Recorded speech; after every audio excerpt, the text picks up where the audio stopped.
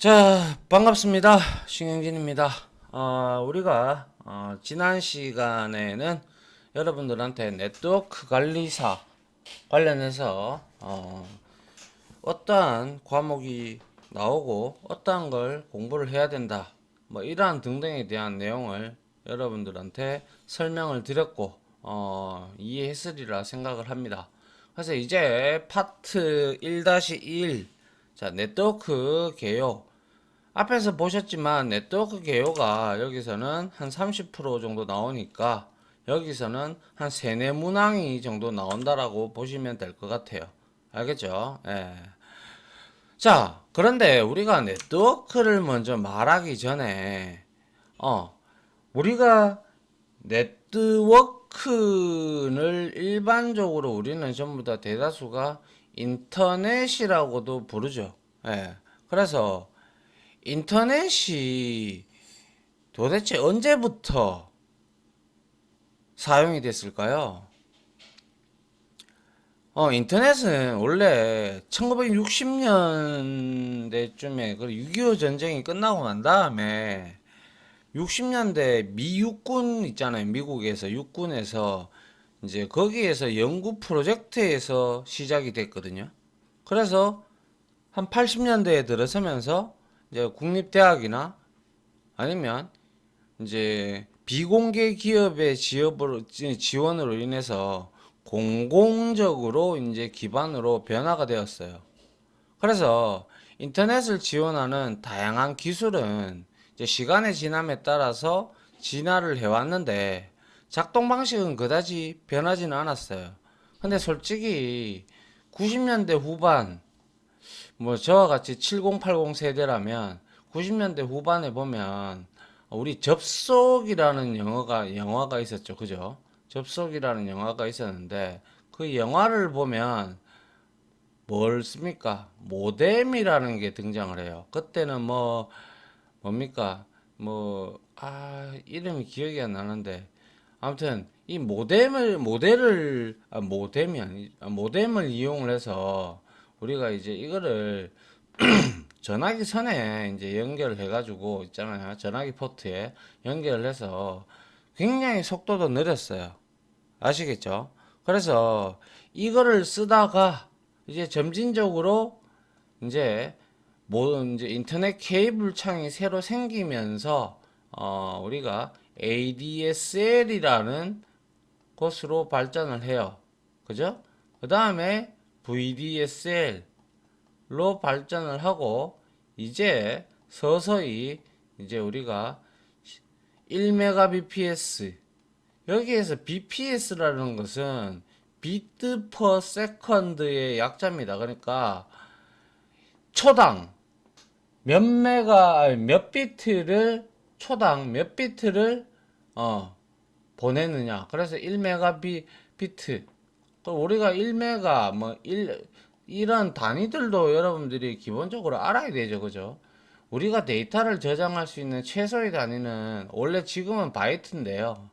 원래는 우리가 이제 처리를 하는 데 있어서의 최소 단위는 원비트예요. 원비트. 원비트가 8개가 모이면 1바이트가 되고요. 그리고 1바이트가 1024바이트가 모이게 되면 이게 1메가예요.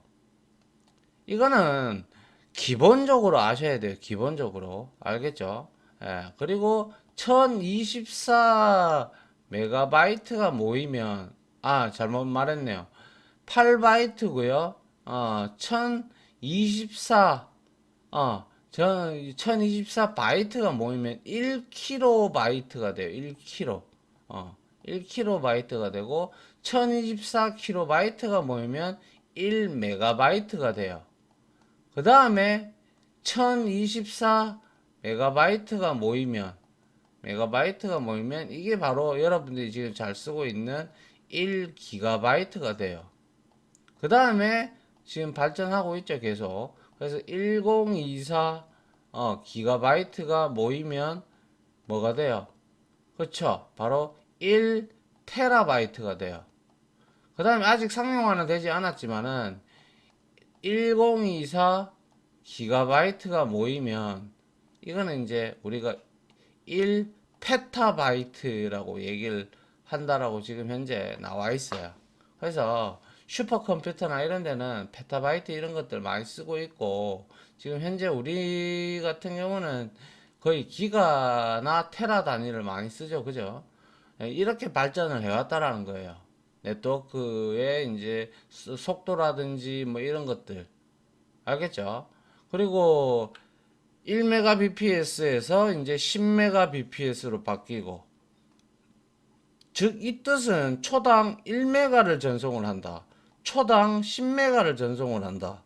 그 다음에 100mbps, 그 다음에 500mbps도 있고 1GBps. 요즘에는 대다수가 500GBps나 아니면 1GBps를 많이 쓰죠. 그죠? 그렇기 때문에 그렇게 발전을 해 왔다라는 것을 알아두시고요. 그리고 이 BPS라는 이 약어, 비트 퍼 세컨드입니다. 이거를 여러분들이 알아두시기 바랍니다. 이것도 네트워크의 전송 속도의 단위입니다. 그렇기 때문에 알아두셔야 여러분들이 나중에 혹시나 다음 중 네트워크 이제 BPS 이제 나오면 여러분들이 맞출 수 있도록 합니다. 알겠죠? 예. 자, 다시 본론으로 돌아와서요. 자, 네트워크 개요에 대해서 한번 보죠. 자, 제가 여기에서 그리고 말씀드리지만 빨간색으로 이렇게 글자를 적어 놓은 것들, 파란색으로는 거의 팁을 이렇게 좀 알아 놓은 거, 해 놓은 것들이 있고, 그리고 빨간색으로 해 놓은 거는 여러분들이 반드시 알아야 되는 것들을 중점적으로 적어 이렇게 빨간색으로 표시를 했으니까 좀 신경을 쓰시고 정리를 좀 해두세요. 물론 다 이렇게 제가 설명을 드릴 테지만 이 강의를 여러분들이 한번 한 뭐 많이 들으면 뭐 두 번 들어도 좋겠지만 한 번만 듣는다는 가정하에서 뭐 요점 정리를 잘 해두시면 여러분들이 시험 공부하는데 한번 듣고 이제 기출 문제 쭉 풀어보면 이제 여러분들 충분히 합격할 수 있습니다. 아시겠죠? 예. 자, 네트워크는 송신자, 보내는 사람이죠. 그죠? 송신자의 메시지를 수신자에게 전달하는 과정으로 한 지점에서 원하는 다른 지점까지 의미 있는 정보를 보다 정확하고 빠르게 상대방이 이해할 수 있도록 전송하는 것. 이게 바로 이제 네트워크의 정의란 말이죠. 그죠? 예. 그러니까 보내는 거예요. 그럼 수신자가 있겠죠. 그럼 수신자가 빨리, 그리고 송신자가 보낸 내용이 명확하고 정확하게 보낼 수 있도록 하는 거예요. 아울러 또한 자, 메시지를 전송하거나 메시지를 받을 수 있는 것을 의미하며, 사용자들이 우리가 이제 스마트폰은 거의 일상화가 됐잖아요. 그죠? 스마트폰이나 혹은 데스크탑 PC, 그죠? 데스크탑 컴퓨터 등을 사용하여 인터넷을 사용할 수 있는 것은 네트워크라는 것이 있어서 가능한 것이죠. 그죠? 예. 그래서 우리가 이제 뭐 여기에 네트워크에서는 뭐 우리가 알다시피 유선의 네트워크는 유선, 그죠? 선이 있는 걸 의미하죠. 그죠? 유선의 케이블을 컴퓨터에 연결해서 사용할 수 있죠. 근데 대다수 데스크탑 PC는 무선 와이파이 연결하는 USB 장치가 없다면 이제 무선 네트워크는 이제 우리가 이제 그 장치를 사서 이제 우리가 또 이제 그 뒤에 USB에 꼽아서 무선으로도 사용할 수가 있죠. 예. 여튼 근데 일반적으로 인터넷 이제 우리가 설치를 하면 데스크탑 PC에는 그게 이제 들어오죠. 그죠? 예.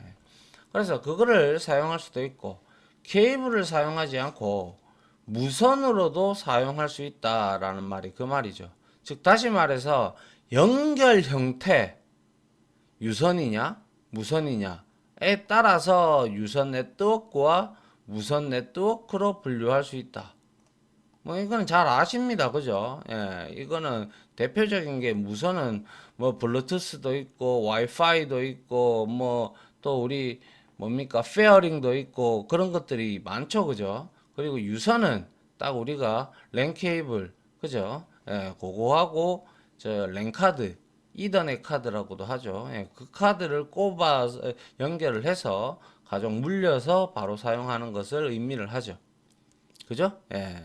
요게 이제 네트워크에 대한 개요가 될 것이고요. 이거는 이제 정의가 될 거고요. 그죠? 예. 자, 두 번째, 거리 기반 네트워크의 종류.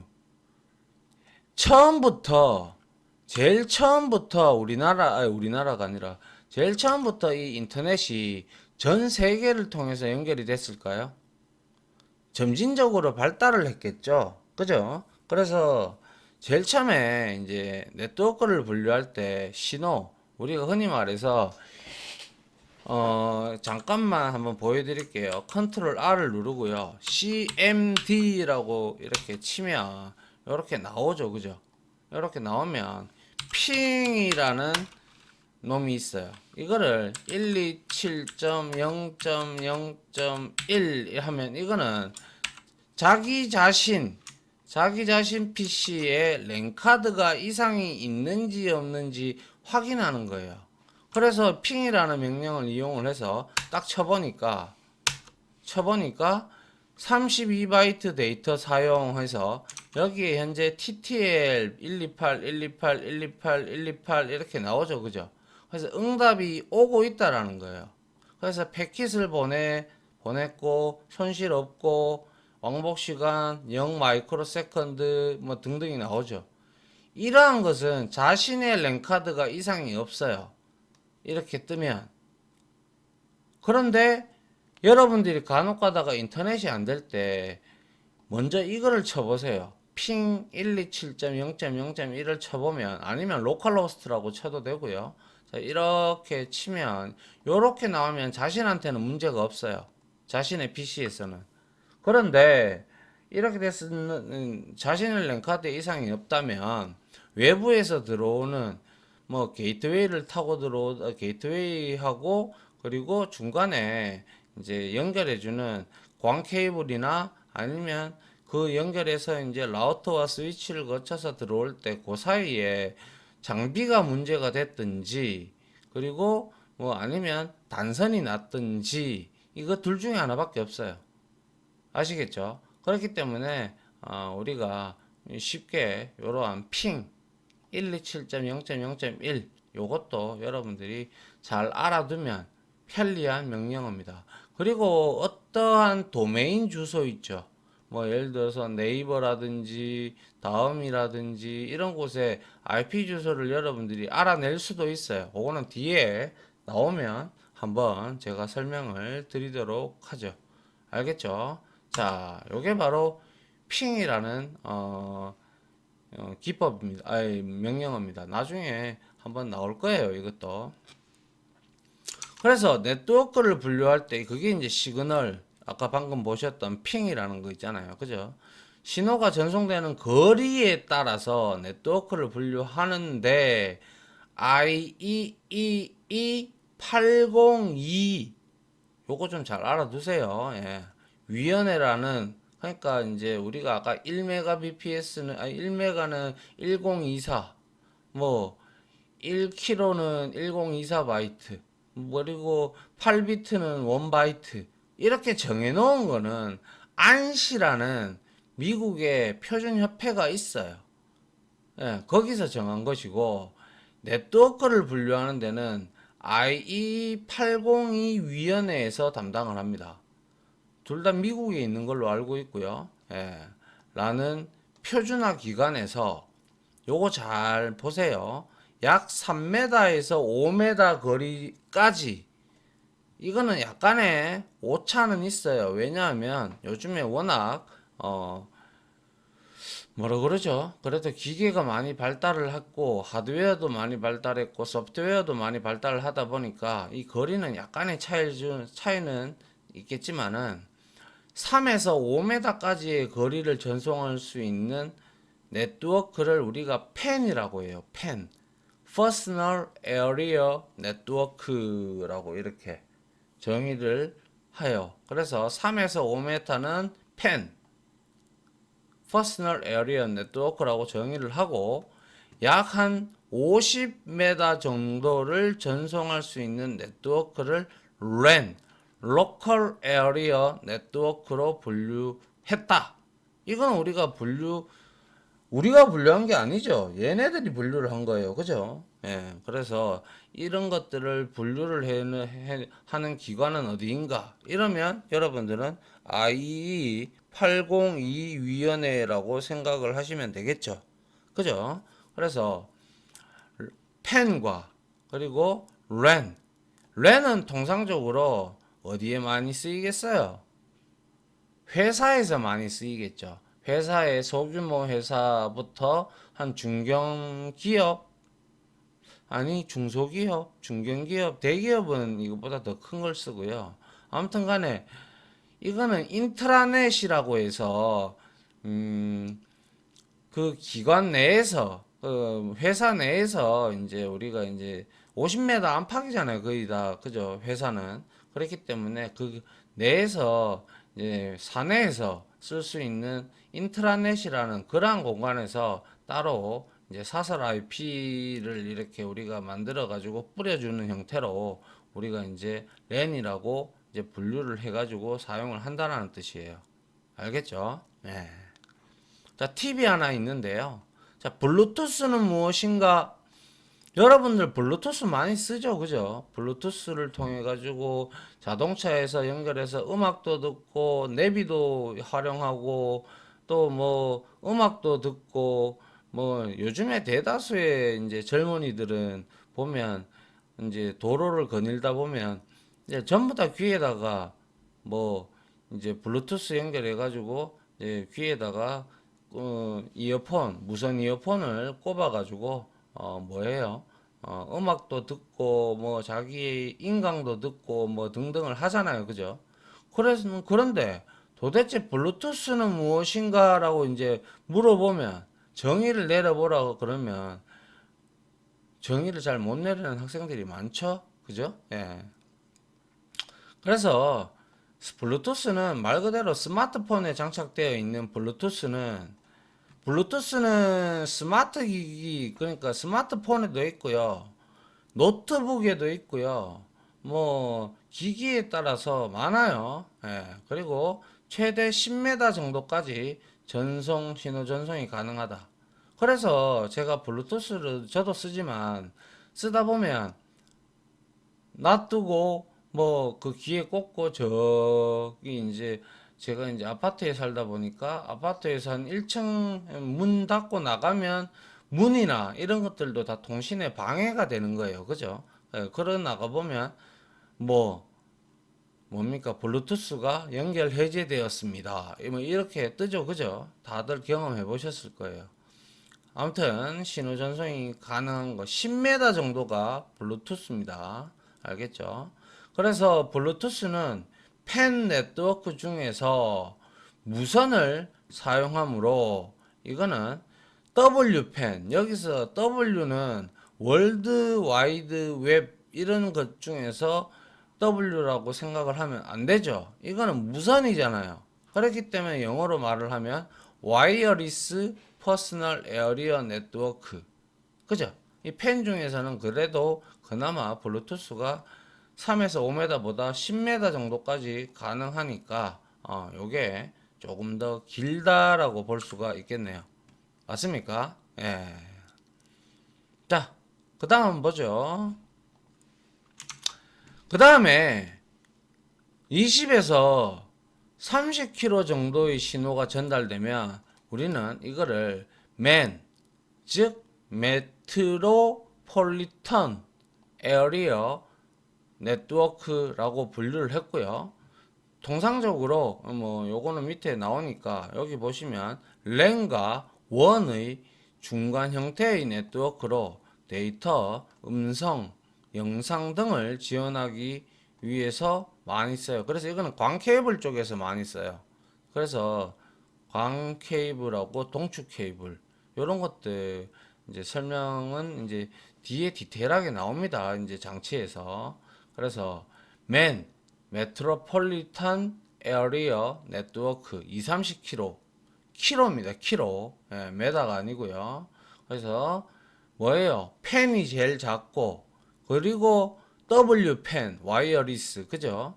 그 다음에 뭐예요? 랜이에요. 그 다음에 펜이고요.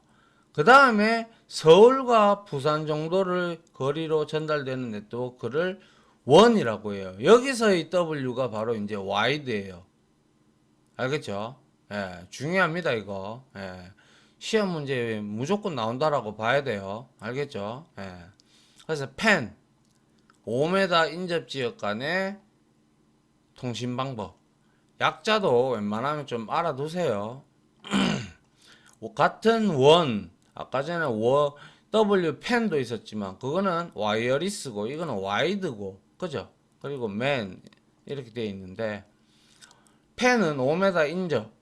그래서 초인접 지역 간의 통신 방법으로 거리가 짧은 특성을 가진다. 짧은 거리로 인하여 보통 유선보다는 무선의 W펜이 많이 활용이 되죠. 우리가 와이파이를 이용해서 이제 한다든지 블루투스를 이용한다든지 등등 그죠?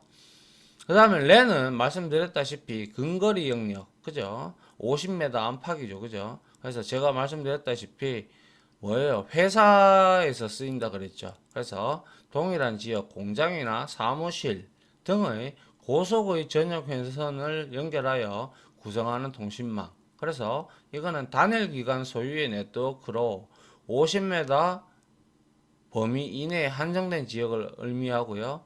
클라이언트 서버와 피어 투 피어. 그죠? 예. 피어 투 피어, P2P 방식 아시죠? 그죠? 그리고 원보다 당연히 얘는 50m 안팎이니까 원은 2, 30km 정도, 원은 2, 30km가 아니라 좀 거의 뭐 한 4, 500km 이상 되는데 그거보다는 당연히 빠를 수밖에 없죠. 이건 50m밖에 안 되니까.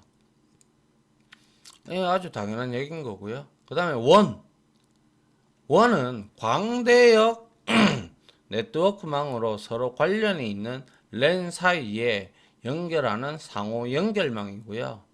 랜에 비해 선로 에러율이 당연히 원은 뭐예요? 서울과 부산 정도의 거리니까 길어요. 그죠? 그죠? 그렇기 때문에 선로 에러율도 높고 전송 지연도 크다라고 나오지만은 이건 상대적으로 랜에 비해서 상대적으로 크다라는 거예요. 그죠? 예. 그리고 근데 그거는 뭐 설명하면 기니까 일단 그건 됐고요.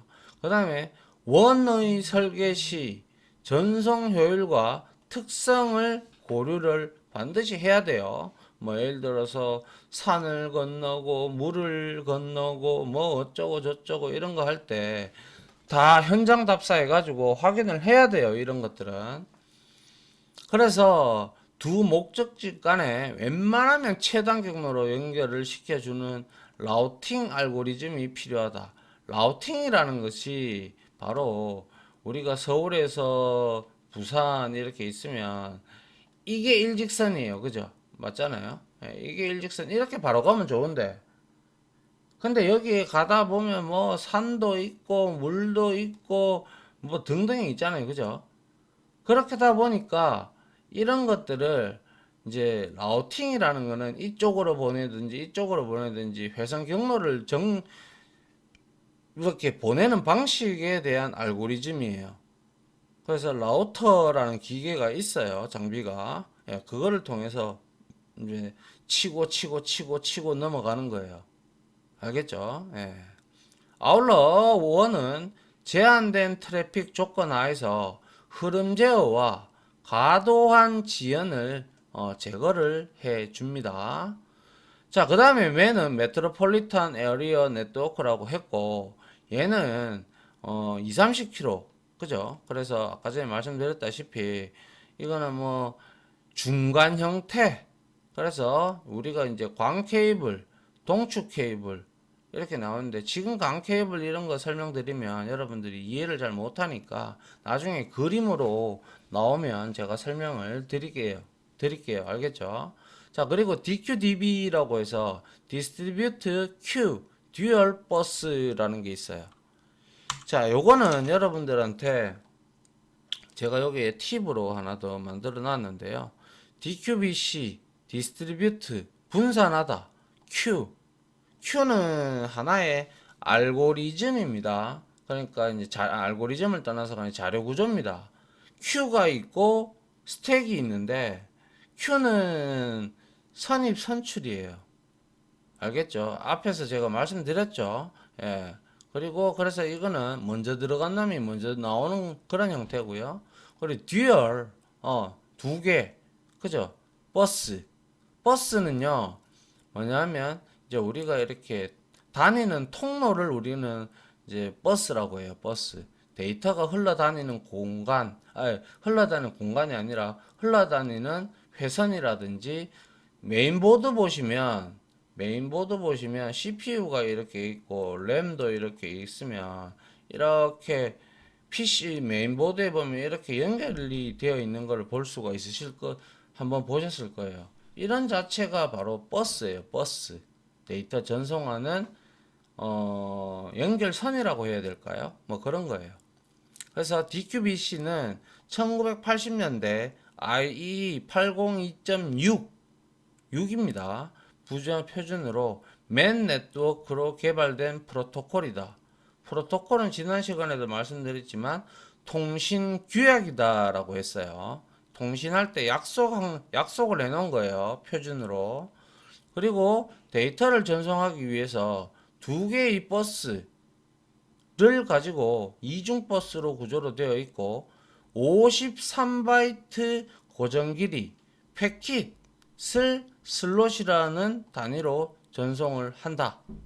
자, 여기 패킷이라는 게 나왔는데 말씀드렸는데 이것도 앞 시간에 패킷은 뭐였어요? 데이터를 트랜스퍼링 그러니까 보낼 때 일정한 단위로 끊어서 우리가 이제 패킷 전송한다 이런 말 참 많이 쓰거든요. 그때 우리가 이제 패킷은 여러분들이 아주 많이 접해 볼 겁니다. 아무튼 데이터를 전송할 때 쓰는 단위라고 생각을 하시면 돼요. 그래서 DQBC는 이러한 두 개의 버스를 들고 있고 이중버스 구조로 되어 있고 53바이트의 고정 길이 패킷을 슬롯이라는 단위로 전송을 하는 그러한 형태의 IEEE 802점 표준으로 개발되어진 프로토콜이다 라는 거 아시겠죠? 예, 그렇게 보시면 될 것 같네요. 자, 그래서 요거까지만 볼게요. 데이터 전송 방식, 데이터 트랜스퍼입니다. 그죠? 무전기를 한번 생각해 봅시다. 뭐 예전에 우리 얼마 전인가 보이스라는 드라마에서도 무전기 많이 나오죠. 그죠? 그래서 무전기는 송수신자 간의 음성을 전송을 하죠. 물론 예전에는 뭐 모스 부호도 있었고 과거에는 그죠? 하지만 무전기는 한 사람이 말을 하고 있는 도중에 수신자는 말을 할 수가 없죠. 버튼을 계속 누르고 있으니까, 그죠? 이렇게 동시에 데이터를 주고받을 수 없는 전송 방식을 우리 전화는 서로 막 얘기하면서 네가 먼저 얘기하고 기다렸다가 내가 먼저 그 다음 얘기하고 이게 아니잖아요. 상호간에 바로 통신이 되잖아요. 그거는.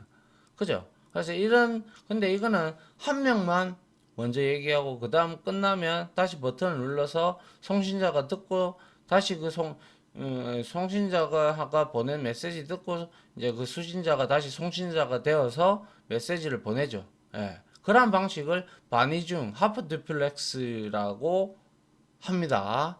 또한 송신자는 보내기만 하고 받을 수는 없는 데이터 전송 방식을 단방향이라고 합니다. 그러니까 내만 말하고 저만 딱 말하고 딴 사람 다른 수신자의 말은 안 듣는 거.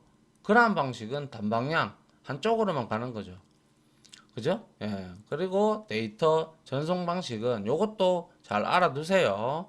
단방향, 반이중, 전이중으로 분류가 되는데 단방향은 말씀드렸다시피 심플렉스라고 하고요. 데이터를 전송만 할 수 있고 받을 수는 없다라는 거예요. 그래서 단말 장치에서 이게 스마트 기기가 될 수도 있고 PC가 될 수도 있고, 그래서 보낼 때 한쪽으로만 이렇게 보내고 있죠. 이게 심플렉스고요. 그 다음에 반이중은 무전기처럼 데이터를 송신하고 수신할 수는 있지만 서로 동시에 왔다 갔다 할 수는 없다는 거예요. 얘가 먼저 다 보내고 난 다음에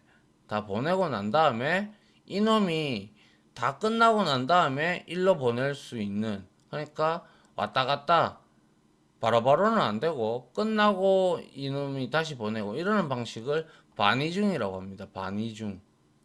그러면 전화 같은 거, 그죠? 전화 같은 거는 바로 이제 그게 풀 듀플렉스라고 해서 바로바로 왔다 갔다 하는 거죠. 전이중 방식의 가장 대표적인 예가 바로 전화기죠.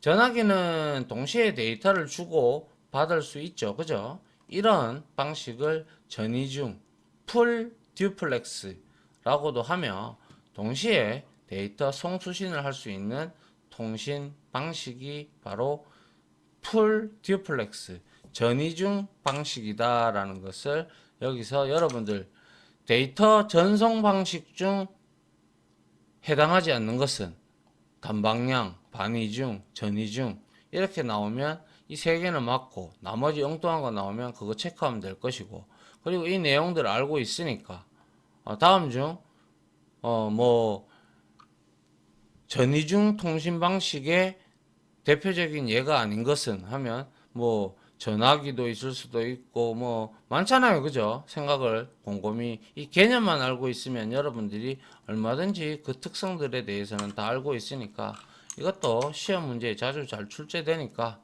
반드시 좀 알고 있으시면 좋겠네요. 30분 안 넘기로 했는데 제가 봤을 때 충분히 3분 만에 할 수 있었던 것 같은데 시간이 이렇게 됐네요. 예. 자, 다음 시간에는 네트워크 토폴로지에서 이제 시작을 하도록 할게요. 자, 여기까지 강의 들어주신다고 수고 많으셨고요. 필기 시험이다 보니까 조금 이해를 최대한 시켜드리려고 노력을 하는데, 대신에 정 모르시겠으면 진짜 이 빨간색이라도 암기를 좀 하셔야 됩니다. 이거 일단 우리 목표는 합격이니까요. 그죠? 예.